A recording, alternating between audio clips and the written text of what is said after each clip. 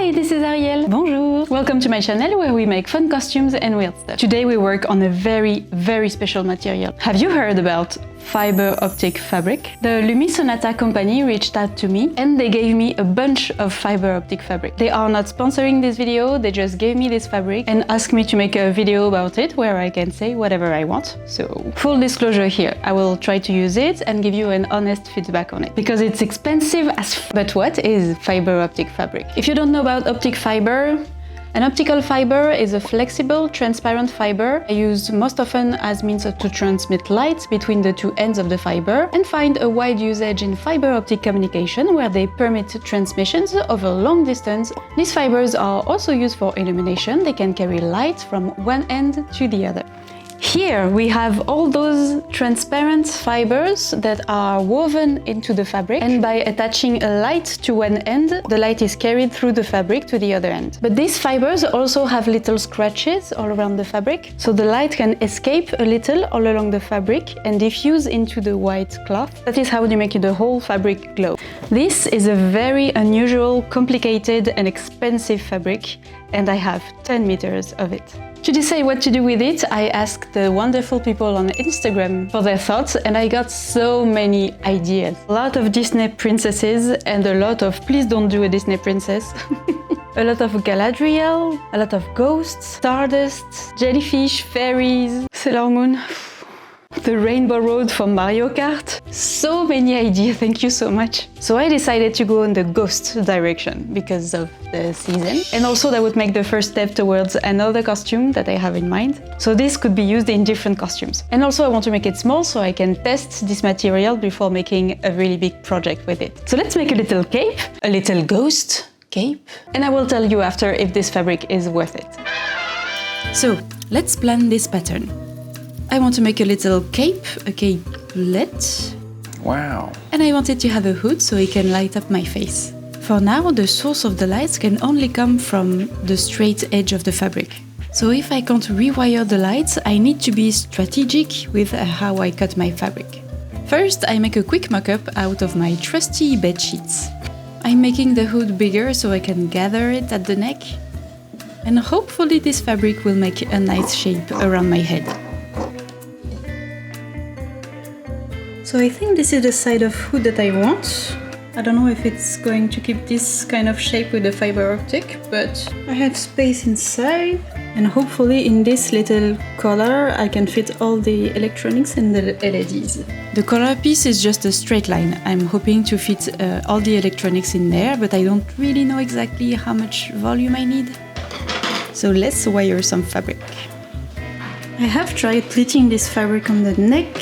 It pleats really well on this side, but not like on this side.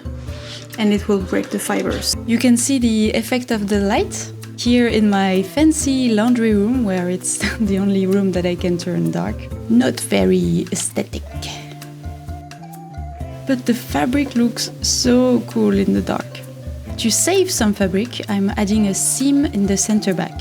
So to cut my fabric, I need to remove a few light plugs.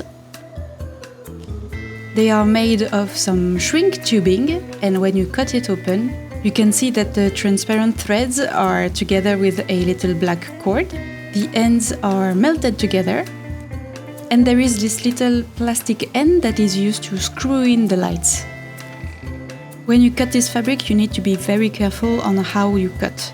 Because if you cut or if you break the fiber optic, it will make a dark line all along your fabric, and you cannot fix it. The hood is curved with a seam in the center, and that will make a bright line at the seam. So I want to add a strip at the front to have an even distribution of light around my face. Also a tip, don't use your most fancy fabric scissors on this because it is plastic. We are in my very sexy laundry room. This is the only room where I can turn off most of the lights. So look, I traced a line here, and the simple act of tracing it, it kind of put a dent in the fiber optic. So what I'm thinking now is that you can draw on this. If I do this with my nail,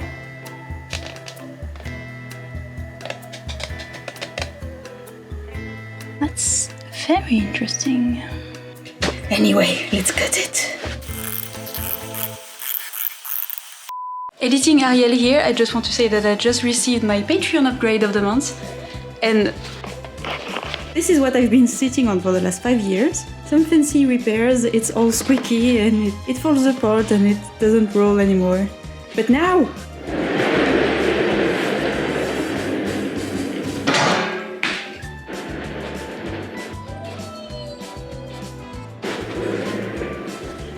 I know it's just a chair, but it's life-changing for me. Do you know how much time I spend editing? Do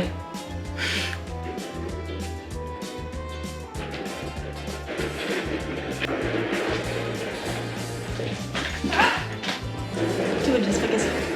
Thank you!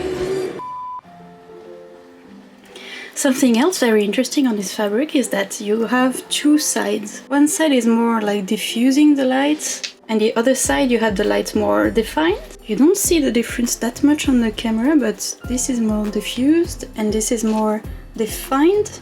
I think I want the diffused side on the outside and the little stars on the inside. Look, it's like a meteor shower. Oh, it's so cool. Pinning and sewing this fabric is not hard. But you need to be very careful not to break the fibers. Remember that if you break one, it cannot transport the light through the fabric. You will basically have a dark stripe on your fabric. So I use the finest needle I have on my machine and don't go too fast. I will bind the seams with some bias binding, but I don't really trust this fabric to not unravel, so I'm doing a zigzag stitch on all my edges.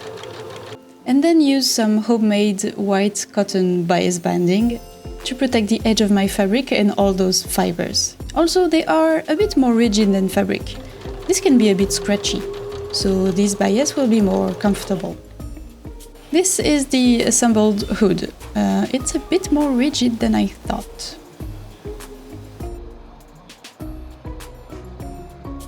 And we have a hood! I added the bias on the inside, maybe I will find a way to flatten it a little bit more, but it looks clean from the outside too. Next, I want to add a strip at the front. This piece that I cut here, because I don't want the center seam to be in the middle of the forehead. But also this piece is longer than this one. I don't know, I need to cut the white but keep the clear. I don't know how I'm going to do this, but anyways, first I'm going to secure all those edges with some zigzag because some threads are a bit loose and I don't know how much I need to secure this, so all the pieces of this material needs to have the fiber optic loose on one end so you can plug the light. To do this, I mark where my fabric needs to end and I made a zigzag stitch on this line because I need to unravel all the fibers after it. And it is super tedious.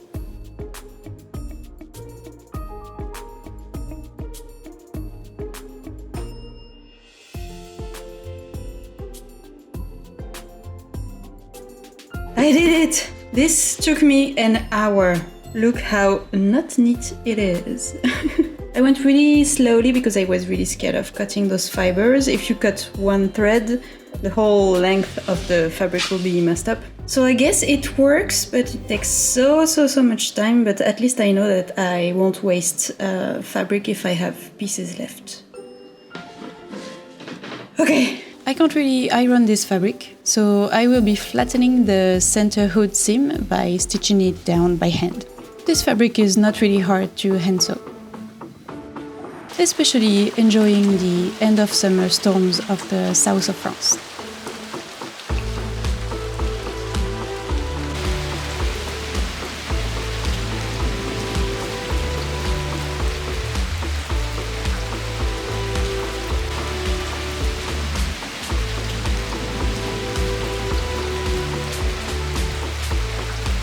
The front strip can be attached with the rest of the hood. Then I fold it and pin it in place. This has the advantage of making 2 layers at the front of the hood, which means more light because this fabric is slightly transparent.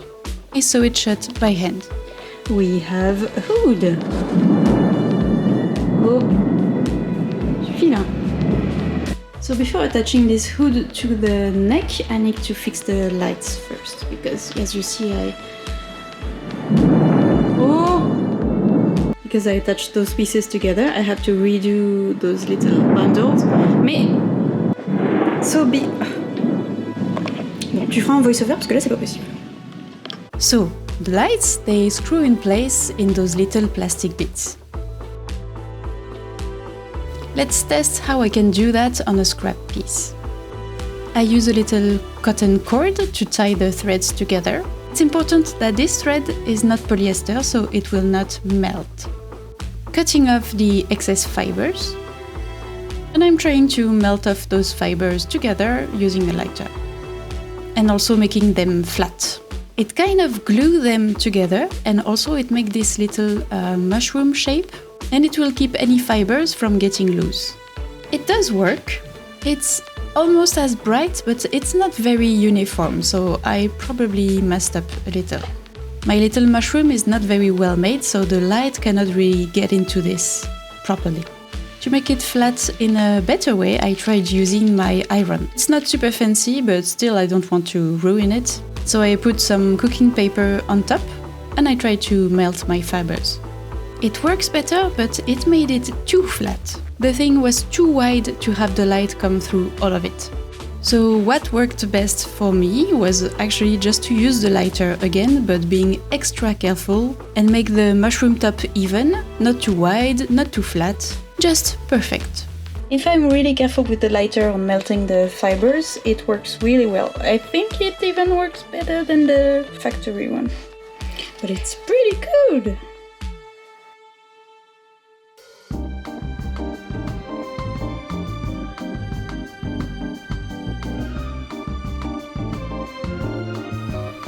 And of course there is the shrink tubing that is attaching the little plastic bit. But I don't have shrink tubing and I don't want to go buy some. Shrink tubing is used in electrical and electronic work to protect the cables, but you can also use electrical tape. I really like electrical tape because you can use it to protect the ends of boning when you're making corsets. It is actually a useful sewing tool. So I'm wrapping my little bundle in electrical tape to keep the plastic tip in place and also help all the fibers to stay together. And it works just fine. Ta-da! Can you guess where the limit is? Here. Okay, now I have to do this on the rest of the hood and the cape, and I can attach them together. I don't remember which side is which side, so we have to check first. Starlight. Cloudy. I'm doing the binding on the center back seam, and the front edges I just folded them. I have attached the two back panels together, and I have this seam at the center back, and I have to attach this together. But also I don't want this part to be too bright compared to the rest, so I think I'm going to cut the threads.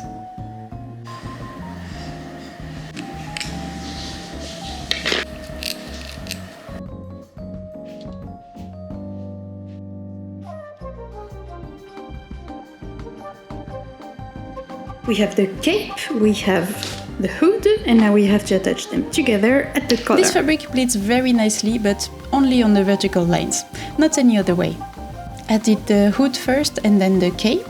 I attached a piece of straight grain fabric all along this line because this is where all the tension of the garment will be. So I have sewn everything in place. Now I need to find a way to hide all this. As you can see, there is some shifting as I was pleating the fabric because all the fibers are not the same length going in the tube, so there is some pushing and pulling, and I didn't want to force the fabric. So I let it go where it wanted to go, and that way I don't risk bending these little fibers and losing the lights. It is kind of stiff, so I don't think it will really flow ever, but I have to do something. It's a look, kind of. I want to have a standing collar on the inside, so these are not bent. And also I need to make it in a fabric that is completely blocking the light, so I don't have this weird ring of light around my neck. But it works! Okay, I think I have a solution. I will add the lights and wrap it in fabric. I have this fabric, which is used for curtains, and it's supposed to block most of the lights. And also it is white. But it's very synthetic and I don't think I want this around my neck, so I'm going to cover it with some simple cotton. I pinned those layers of fabric with the strip from before, and I sew it by hand because I don't want to risk breaking my fibers underneath. Then I plug all the lights in. A good thing to do would have been to cut all the lights off and reconnect them together using very few wires. Because here with my plastic ends pleated close to each other, it is a bit bulky. But I don't have the soldering tools I need, so maybe I will do that another day. I also added tape to make sure that the lights don't move and get unscrewed. This piece will not be washable unless I open the collar and remove all the electric stuff. And then I'm trying to wrap everything into the fabric so it's not too bulky, but also making sure to not bend any of the fibers and lose the light. It's like an electric burrito, un burrito, as we say in France. I remove the bulk of the excess fabric and then I can fold it and sew it by hand again. I let the ends of the cords out. This is for plugging the battery packs, so I can remove them, store them separately and recharge them. I need to make a little pocket to hold them. A very simple cotton pouch, really. But I decided that it was too small. For the attachment at the front, I want to have some rings. That way I can use different stuff to attach the cape, like a buckle or ribbons, depending on the costume I wear. And since the hood is a bit rigid, I've attached a comb at the top part of the hood, so I can slide it through my hair and have the hood stay in place. Also, I thought that the hood was slightly too big, but it was way too late to cut anything and I'm not redoing this, so I just added some pleats at the back and it was much better. And to show you the result, I had to wait for the night. The sky can stay like this for hours. That's how we know summer is over.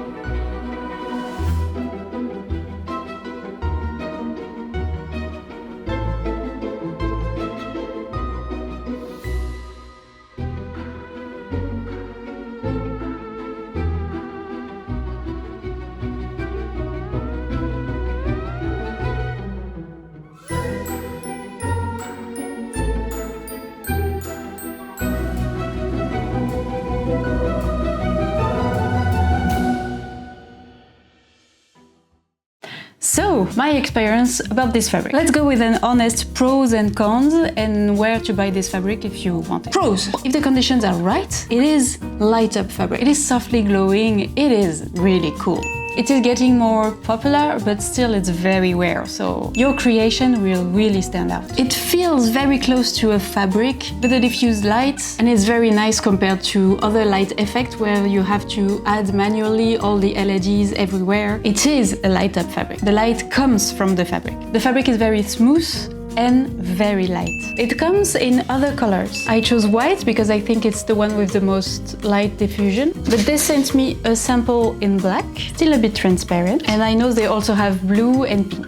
For basic use, there is no special wiring to do, no soldering iron needed, so it's easy to use even if you don't know anything about wiring. Also, you can detach the light for cleaning. With the lights on, there are plenty of colors. You can basically change your whole outfit in an instant. You can control the color with an app, it's Bluetooth, and I think you can code your own light patterns like yellow and red for a fire effect or a thunderstorm, but I didn't try that. They can pre-wire all the pieces of fabric, but you can also adapt it to your needs if you cut it a different way. And that means you can still use the offcuts that you have left and they are not wasted, even if it's tedious to get all the fibers out. The cons. It is expensive. 135 euros per meter. And you know I'm usually pro cheap materials. This will be an investment and also you need more of this one than you would another fabric. The technical difficulties. This might be the most complex fabric I've ever used. You can't use this material in any direction. You remember, you have the fiber. So you need to adapt your design and also the pattern to the fact that the light needs to be transported. You need to plan where to put wires and batteries. You can't bend it,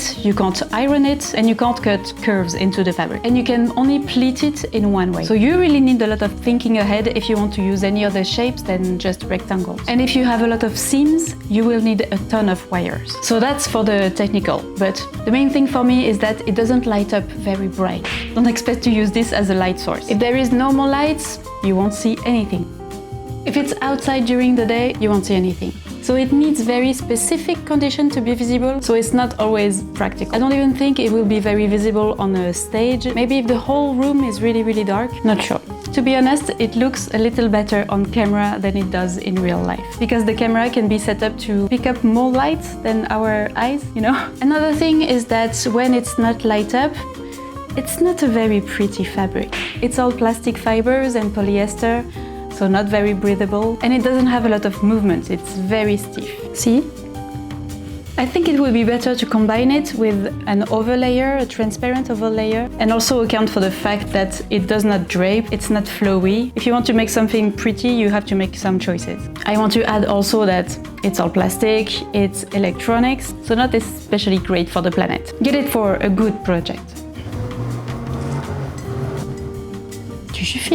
Still, it was very interesting to use this material for the first time, and I'm really excited to use the rest of it. Even if you don't get it, tell me what you would make with it. You guys get so many good ideas that I sometimes can steal. But if you are interested in getting this fabric, I will link the Lumi Sonata shop below, and you can use the code Ariel for 10% off. I don't get a commission. Bye!